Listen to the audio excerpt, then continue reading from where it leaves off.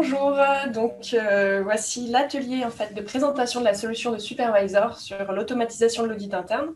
Je suis en présence de Grégoire Larive qui Bonjour. va vous présenter, vous faire une démonstration de la solution. N'oubliez pas de poser vos questions dans le chat, donc c'est en bas à droite de votre écran du live nous pourrons vous y répondre dès la fin de cette présentation. Mais posez-les tout du long que vous avez vos questions. Voilà, à tout de suite. Merci Anne-Claire. Bonjour à toutes et à tous. Donc en effet, je m'appelle Grégoire Larive, je suis directeur de compte chez Supervisor. Donc je vais vous présenter sur la trentaine de minutes que nous avons aujourd'hui à partir de certaines slides, donc le contexte et la technologie. Puis ensuite, je plongerai dans l'application pour vous montrer ce qu'il s'agit de Supervisor. Donc je vais partager mon écran. Vous allez me dire si vous avez des problèmes à le lire ou à le visionner.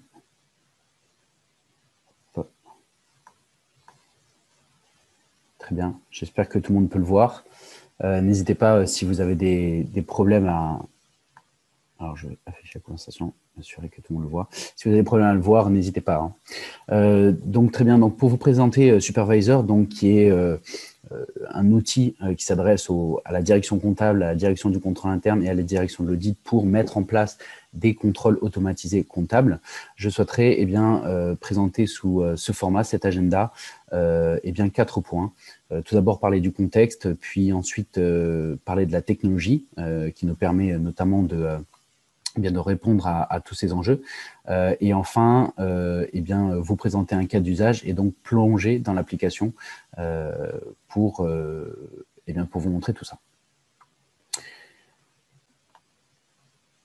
Pardon, excusez-moi. Donc, par rapport au contexte, aujourd'hui, il faut bien comprendre que Supervisor rentre dans un contexte réglementaire très, très fort, puisque nous avons à la fois un contexte réglementaire comptable et fiscal, à la fois qui pourrait s'agir dans, la lutte contre la corruption, dans un prisme de contrôle interne, et bien sûr toute cette digitalisation qui est forcée au vu de la volumétrie et des attentes, si je puis dire, de vos écosystèmes respectifs.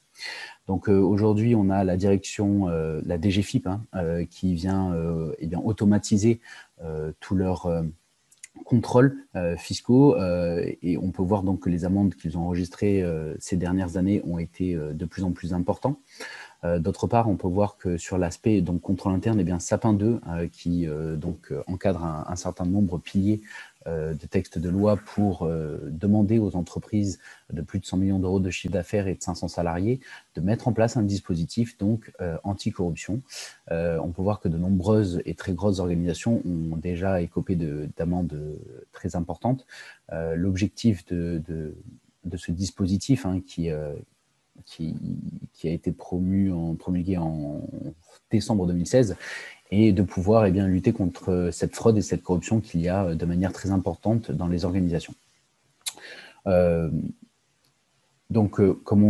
je le disais, cette fraude arrive à hauteur de 215 000 euros par an pour les entreprises du maillage français, ce qui est un montant important, c'est un montant moyen, donc bien sûr les petites organisations sont moins impactées que les grosses, mais il faut savoir que je discutais par exemple hier avec un petit acteur qui réalise 100 millions d'euros de chiffre d'affaires, qui avait détecté grâce à Supervisor plusieurs dizaines de cas de trop versés, donc de doublons de facture. C'est un type de fraude et ce type de fraude est en constante croissance par ce contexte de Covid qui demande notamment un travail à distance. Enfin, Supervisor s'adresse également, comme je le disais, à l'audit interne dans les organisations. Pourquoi? Grâce à Supervisor qui va se connecter à vos différents ERP, on va pouvoir importer la donnée comptable et opérationnelle afin de détecter toutes ces anomalies et toutes ces pistes de fraude que vous pourriez avoir dans les entités sur lesquelles vous avez moins de visibilité parce qu'elles sont étrangères, peut-être, pilotées par un service centralisé, qui n'est pas présent sur place. Donc, Supervisor va vous permettre d'une part, de pouvoir détecter toutes ces anomalies et voir le risque réellement présent sur ces entités, et d'autre part, de pouvoir cartographier et préparer votre plan d'audit des années suivantes. Donc aujourd'hui, dernière slide de présentation du contexte, Supervisor intervient dans un marché qui est qui est assez varié dans le sens où, pour aujourd'hui venir automatiser ces contrôles comptables, vous avez, je dirais, 3 solutions historiques. La première, c'est tout simplement de le faire manuellement dans chacune de vos entreprises, donc demander à vos équipes, notamment comptables, dans un premier temps, de faire ces contrôles de premier niveau. Il se trouve que ces contrôles donc, qui sont faits en interne, eh bien, peuvent être très chronophages, sans très grosse valeur ajoutée, et bien sûr impacter donc la charge de travail de vos salariés. Donc, on peut voir ici que pour certains de nos clients, eh bien, il fallait mettre en place donc 5 ETP afin de réaliser 50 contrôles chaque trimestre pour un ensemble du groupe qui était de 20 sociétés, 20 entités. Donc, on se rend compte que 5 entités par trimestre, 5 ETP pardon, par trimestre, c'est quelque chose d'important. Il y a une deuxième solution qui est tout simplement l'externalisation au travers des cabinets externes. Donc, vous demandez à un cabinet de conseil, d'audit, de pouvoir venir faire ces contrôles, aussi bien sur l'aspect contrôle comptable que éventuellement sur le prisme du contrôle interne. Le gros des avantages de cette solution, c'est tout simplement le coût. Aujourd'hui, les honoraires demandés par ces cabinets sont très importants, comme vous pouvez le voir ici chez nos clients à qui on demandait 1 million d'euros par an, alors que ce client réalisait 1 milliard d'euros de chiffre d'affaires. Et enfin, la dernière des solutions historiques, c'est tout simplement les logiciels d'analytics tels que peut-être vous connaissez comme Galvanize ou IDEA, qui sont présents sur le marché depuis de nombreuses années et qui sont une boîte à outils en fin de compte sur lesquels vous allez pouvoir créer vos contrôles, mais il va falloir mettre en place des équipes métiers et à la fois IT très importantes, et il y a très peu d'agilité, c'est-à-dire que lorsque vous venez configurer un certain nombre de contrôles sur un ERP ou sur une entité, il va falloir redémarrer le travail de zéro lorsque vous allez avoir un autre RP ou une autre entité créée. Donc, Supervisor vraiment s'intègre dans ce marché qui pour nous, n'offrait pas la solution adéquate aux entreprises françaises, puisque ce que nous avons créé, c'est tout simplement un logiciel plug and play, donc qui permet aucun paramétrage lors de l'implémentation, avec un certain nombre de contrôles dans une bibliothèque qui vont vous remonter donc toutes les anomalies comptables et à la fois sur le prisme du contrôle interne, donc sur la détection des pistes de fraude. Ce schéma, on l'a créé grâce à une modélisation de 130 millions de schémas comptables sur une analyse de 40 000 comptabilités. Donc, ce qu'on a fait, c'est que nous avons modélisé ces schémas comptables qui nous permettent de comprendre, peu importe l'organisation, peu importe sa taille, peu importe son ERP, peu importe sa géolocalisation, l'écriture, en fin de compte, qui a été passée dans l'ERP et par l'opérateur comptable. À partir de là, nous avons préparamétré 300 contrôles dans l'application Supervisor pour vous remonter les anomalies les plus probantes, les plus risquées, afin que vous puissiez mener l'investigation dans l'outil.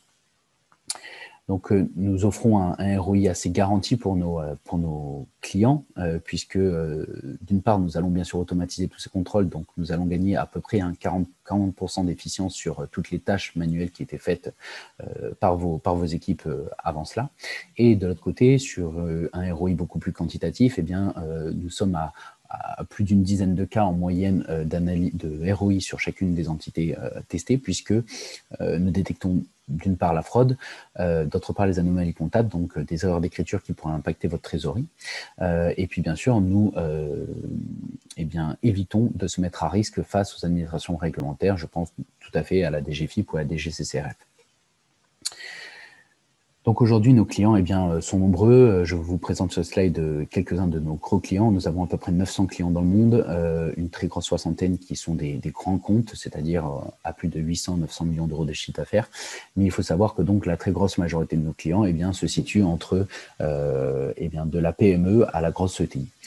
Nous adressons donc peu importe l'entité, peu importe la région dans laquelle l'entité est, ou le plan comptable sur lequel elle travaille, ou encore sur l'ERP dont elle est équipée, toutes ces anomalies, ces enjeux d'anomalies comptables et de contrôle interne.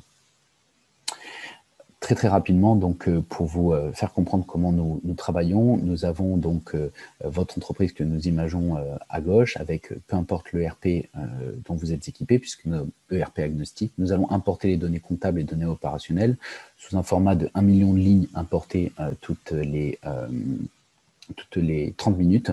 Et puis, nous allons comprendre donc tous ces schémas comptables pour pouvoir mettre en place les contrôles pertinents au travers de 2 catalogues qui revêtent 300 contrôles en tout. L'un s'appelle l'audit comptable et fiscal, l'autre contrôle interne et sapin 2. Nous les avons divisés simplement pour pouvoir adresser des enjeux qui seraient spécifiques au vôtre. Vous pouvez voir ici une petite arborescence de chacun de ces catalogues de contrôle. L'idée n'est pas vraiment de vous parler de tous les contrôles que nous avons dans la bibliothèque, puisqu'il y en a beaucoup, mais je vais vous présenter donc une rapide image donc, de ce que vous pouvez retrouver dans l'outil. Et si vous êtes bien sûr intéressé, eh ben, je vous invite à reprendre contact avec Supervisor afin que nous puissions mettre en place une réelle démonstration. Alors, juste avant de passer à la démonstration, je vais vous présenter un cas d'usage, une société, donc une ETI, société d'investissement sur le maillage français, qui a été donc contrôlée par l'AFA en 2017, qui a été toquée sur le pilier 5 de la loi Sapin 2, donc qui revêt le pilier sur les contrôles comptables, qui s'est équipé de Supervisor, donc pour pouvoir se mettre à niveau sur les demandes de l'AFA. Et en 2019, quand l'AFA est revenue, eh bien, ils étaient conformes aux attentes de ce dispositif attendu. Donc ici, on a déployé la solution en 7 jours. Comme je vous le disais, nous sommes pré-paramétrés, donc nous pouvons faire cette implémentation en vraiment quelques heures. Et aujourd'hui, cette société utilise Supervisor sur une fréquence trimestrielle où elle vient dédier 3 jours d'investigation sur les anomalies qui sont montées dans l'outil. Donc, je vais partager avec vous mon écran de Supervisor. Je vous invite donc à poser vos questions. Je me ferai un plaisir de pouvoir y répondre.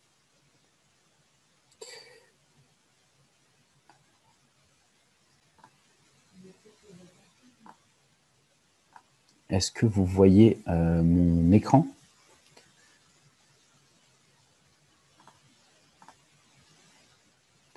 Très bien, si je n'ai pas de réponse, tout va bien. Donc très bien, donc Supervisor se matérialise de cette façon, c'est-à-dire que vous allez avoir 4 globalement tabulations qui vont vous permettre donc de partir de la gestion du dossier jusqu'à l'investigation donc des contrôles. Donc vous allez ici, dans cette société que j'ai appelée démo pour aujourd'hui, venir renseigner un certain nombre d'informations qui vont vous permettre de paramétrer les informations de base sur la lecture de cette entité. Ensuite, vous avez l'exercice comptable qui vient ici reprendre l'année fiscale de référence. Vous pouvez soit dire que vous disposez d'un simple FEC, puisque Supervisor fonctionne à partir d'un simple FEC, ou, on va le voir juste après sur la tabulation, à partir d'un certain nombre de données supplémentaires pour aller beaucoup plus loin dans la recherche de ces anomalies. Donc on va venir ici soit disposer d'un FEC ou d'un autre fichier d'import, on va venir le renseigner ici, et puis ensuite nous allons aller sur l'analyse. Ici nous allons renseigner donc les analyses, si elles sont trimestrielles, T1, T2, T3, T4 par exemple, et nous allons ensuite aller partir dans l'import de données. L'import de données, c'est ici que vous allez importer tous vos fichiers. Donc comme vous le voyez ici, moi j'ai importé un simple FEC et ensuite des listes de factures d'achat et de vente et de l'information sur les utilisateurs. Donc, je suis parti de 3 fichiers, en l'occurrence. Mais vous pouvez venir renseigner, vous voyez, un certain nombre de fichiers. Vous pouvez venir renseigner donc votre plan comptable, importer tous vos journaux, des mots-clés également qui peuvent être personnalisés, mais qui sont déjà pré-paramétrés dans l'outil, etc. Le fonctionnement est très simple. Plus vous renseignez d'informations, plus l'exécution des contrôles va être importante. Il faut savoir qu'à partir d'un FEC, sur le premier catalogue audit comptable et fiscal, on va remonter plus de 85% donc des contrôles. Donc on est déjà sur une très grosse, un gros volume d'informations qui vous est déjà restitué. Sur la partie audit, contrôle interne et sapin 2, c'est vrai qu'il faut ajouter tout ce qui est utilisateur et tiers, référentiel des tiers, pour qu'on puisse venir atteindre donc ce niveau de pourcentage d'exécution des contrôles. Comme vous pouvez le voir ici, on a également donc des contrôles sur les RIB. Je vous en présenterai un lors de cette démo. Ici, vous venez sélectionner vos contrôles. Alors l'idée, c'est que vous disposez donc de 300 contrôles. Vous n'êtes pas obligé, bien sûr, de les exécuter tous sur chaque trimestre. L'idée, c'est de venir sélectionner ceux qui sont pertinents pour vos enjeux ou pour votre lecture, cette analyse mensuelle ou bien trimestrielle ou bien annuelle. chez nos clients, nous recommandons un atelier au démarrage, implémentation, qui fait l'objet donc d'une customisation de ces contrôles. C'est-à-dire que selon vos enjeux, on va venir créer un catalogue que vous allez adresser et lancer, exécuter à la fréquence souhaitée, mais donc qui permettrait de regrouper un nombre plus minime donc, de contrôles et donc une lecture qui serait plus rapide sur vos investigations. Et enfin, nous atteignons donc le dossier donc de contrôle sur lesquels on va venir filtrer les besoins sur cette page à gauche. Ici, donc, je n'ai sélectionné que les 9 anomalies que je voulais vous présenter aujourd'hui, mais vous voyez, si je viens tout reprendre, alors attendez, tac, tac, tac. Pourquoi j'en ai que si peu? Ouais, donc là j'ai mis la totalité des filtres et vous pouvez voir donc que vous avez 157 contrôles dans audit comptable et fiscal et que vous en aurez 160, je dis pas de bêtises, mais à peu près 200 ici sur le catalogue contrôle interne et SAP 1. Donc la lecture, elle doit être très facile, c'est-à-dire lorsque vous lancez l'analyse, vous allez avoir un certain nombre de conclusions ici à gauche qui vont être soit des contrôles de type OK, de type informatif, c'est-à-dire simplement pour vous apporter des éléments, de type non significatif, puisque vous pouvez renseigner un seuil de significativité dans l'outil, et donc tout ce qui est en dessous de moins de 100 € par exemple va être sur des contrôles qui vont monter en non significatif, et ensuite 2 degrés de risque, de probabilité de certitude en fin de compte de ces anomalies. Vous allez avoir l'alerte, probabilité modérée, et anomalie, probabilité très forte, donc que cette anomalie soit probante. Et enfin, toutes les anomalies et alertes vont remonter dans des contrôles qui vont être à faire dans un premier temps. L'idée, c'est de venir travailler avec un process en interne de je viens contrôler par ma direction comptable, par mes opérateurs comptables de premier niveau, donc ces contrôles, et voire même demander à être supervisé par soit le contrôle interne, soit l'audit interne de cette organisation, ou tout simplement par la direction sur une fréquence moins importante. Donc l'idée aujourd'hui n'est pas de vous présenter les 300 contrôles de supervisor, mais plutôt de se focaliser sur quelques exemples. Et pour cela, je vais sélectionner donc des contrôles que j'ai flagués à investiguer. Vous pouvez voir ici donc que j'ai encore une fois mes 2 catalogues, audit comptable et fiscal et contrôle en SAP 2. Et dans un premier temps, je voulais vous présenter si je puis dire, la colonne vertébrale de supervisor, c'est-à-dire l'identification des schémas comptables. C'est grâce à cette technologie et cette reconnaissance de tous ces schémas comptables qu'on va être capable de remonter les contrôles pertinents en face et de pouvoir détecter toutes ces anomalies et pistes de fraude. Donc, vous voyez ici que sur l'identification des schémas comptables sur le cycle achat, je vais avoir un nombre d'écritures qui va être associé à un schéma comptable, et le but est de pouvoir avoir une lecture soit sur une faible occurrence, soit sur un schéma comptable qui serait erroné, qu'on puisse investiguer donc les informations et les écritures qui sont derrière donc ces schémas. Donc on peut voir ici qu'on a un premier, tableau de conclusion qui est donc un rapport, mais vous allez voir que sur le deuxième format, c'est tout simplement de pouvoir vous restituer en live l'écriture qui est concernée par cette erreur. Donc on vient voir ici sur les schémas comptables erronés. Vous voyez, on a un drill down qui se fait, et donc on est capable de venir, si je viens sélectionner l'écriture et le schéma comptable qui est erroné, notamment, et qui demande une investigation, je vais pouvoir voir ici l'écriture qui est concernée et donc mener ma propre investigation donc, dans l'outil. L'idée, c'est bien sûr de pouvoir filtrer si vous le souhaitez, de pouvoir apposer des commentaires. Ces commentaires vont être restitués dans cette même feuille de travail que je vous ai présentée avant. Donc, vous allez pouvoir ici venir faire votre investigation dans l'outil. Donc, lorsqu'on a vu ces schémas comptables, qu'on les a identifiés, là, je vous ai présenté donc un contrôle qui est sur les schémas comptables erronés, donc d'ordre sur un enjeu fiscal, je dirais, et réglementaire. C'est des schémas qui sont à investiguer, qui pourraient faire l'objet, bien sûr, de questionnements de la part des administrations. On va pouvoir également retrouver des contrôles sur des mots-clés, donc que nous appelons tout simplement sur des contrôles syntaxiques. L'idée, c'est que nous avons préparémentré dans l'outil un certain nombre de mots-clés et que nous allons auditer, si je puis dire, tous les libellés de ces écritures. Donc ici, le libellé de l'écriture a été reconnu sur le mot fiscal que vous pouvez voir ici. Et donc, on est venu identifier l'écriture qui concernait un libellé avec le mot fiscal. L'idée, c'est de pouvoir s'assurer que ces mots-clés de connaissances et d'expérience par supervisor ont pu remonter des écritures atypiques et qui ont fait questionner les administrations, d'avoir cette lecture et de pouvoir bien sûr commenter et s'assurer qu'il n'y ait pas d'erreur sur ces mêmes écritures. Ensuite, nous allons bien sûr également pouvoir auditer tout le volet de la comptabilité auxiliaire, notamment je voulais vous présenter un autre contrôle sur mots-clés qui vient ici auditer le train de vie. Donc on a d'autres mots-clés qui sont répertoriés tels que piscine, bergerie, des marques de luxe et notamment la politique cadeau. Et donc on va remonter toutes les écritures qui contiennent de tels mots. Je le rappelle, ces mots-clés peuvent être customisés, c'est-à-dire que vous pouvez le renseigner dans le premier import de données que je vous ai présenté, vos propres mots-clés, si ce que vous voyez dans l'outil ne vous conviennent pas. Ensuite, nous allons partir sur le catalogue contrôle interne Sapin 2. Nous pouvons voir sur ce catalogue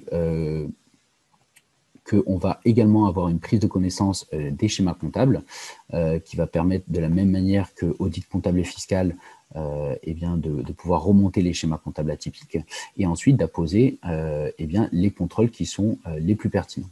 Ici, nous avons sur ce contrôle répertorié des doublons de factures, donc quasi certains, sur lesquels on va avoir des montants et des numéros de pièces identiques.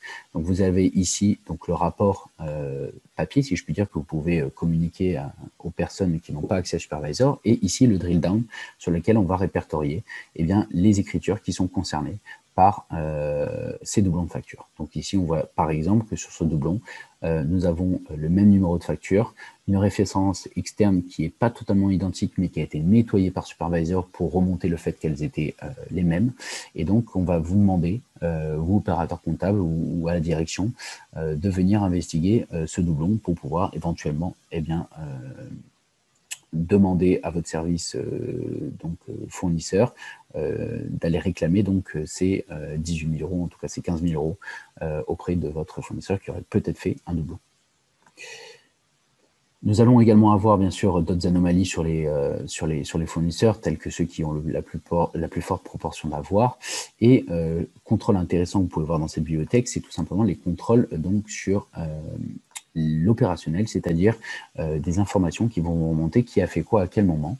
Et ce qui est intéressant ici, par exemple, sur ce tableau, sur les écritures d'achat, c'est qu'on peut voir la personne qui a passé la facture et celle qui est venue la décaisser. Donc on peut voir qu'il y a un certain risque qu'il peut avoir si l'opérateur n'est pas censé venir décaisser dans un premier temps ces factures, ou si la personne qui a enregistré ces factures et qui les a décaissées est bien la même personne. Et enfin, bien sûr, identifier des personnes qui seraient venues intervenir qu'à une occurrence de 1 ou 2 par mois et donc qui est très faible, sur lesquelles on va avoir une proportion d'erreurs un petit peu plus forte. Donc j'en ai fini de ma présentation de Supervisor. Je sais que c'est très rapide, il ne nous reste que quelques minutes et j'aimerais pouvoir répondre à vos questions. Je vous invite bien sûr à nous faire part de la volonté d'en savoir plus sur Supervisor et nous organiserons donc une démonstration qui serait bien plus complète que celle que j'ai pu vous présenter aujourd'hui. Alors, je vais...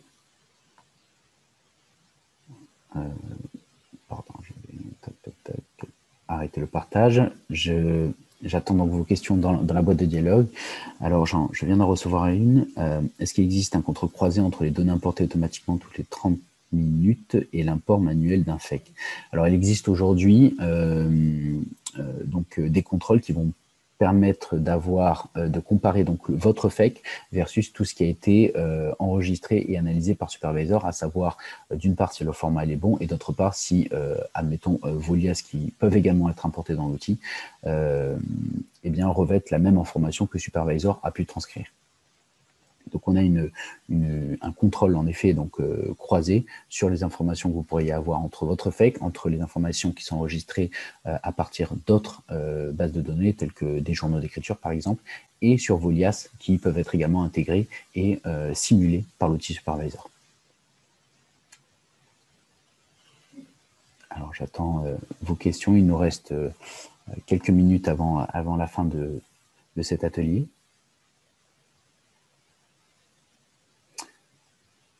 Très bien. Il n'y a pas d'autres questions, je vous laisse un petit peu de temps. Simplement, je voulais partager donc avec vous d'autres cas clients. C'est vrai qu'aujourd'hui, comme je vous le disais, on a énormément de PME et d'ETI qui sont clients Supervisor. Il se trouve qu'un grand nombre viennent nous voir pour des raisons de risques réglementaires, notamment fiscales et d'anomalies comptables, parce qu'ils ont peu d'opérateurs comptables et que le but est de pouvoir automatiser des tâches qui sont très chronophages, telles que exhaustivement remonter les anomalies qu'il pourrait y avoir dans vos comptes.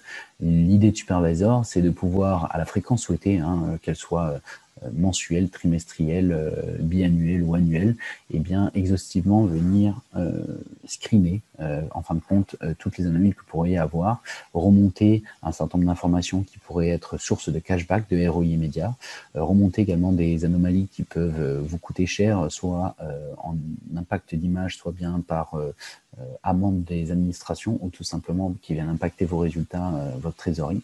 Donc Supervisor a vraiment une transversalité sur tous ces enjeux qu'on veut mener.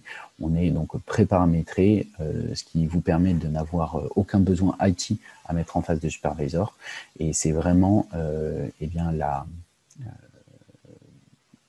c'est vraiment ce que nous proposons à nos clients, et c'est ce pourquoi aujourd'hui nous avons une bonne image, c'est que nos clients sont très contents de l'utilisation de Supervisor. Est-ce que vous avez d'autres questions? Le live vient se terminer. Écoutez, s'il n'y a pas d'autres questions, en tout cas, je souhaite grandement vous remercier pour votre participation.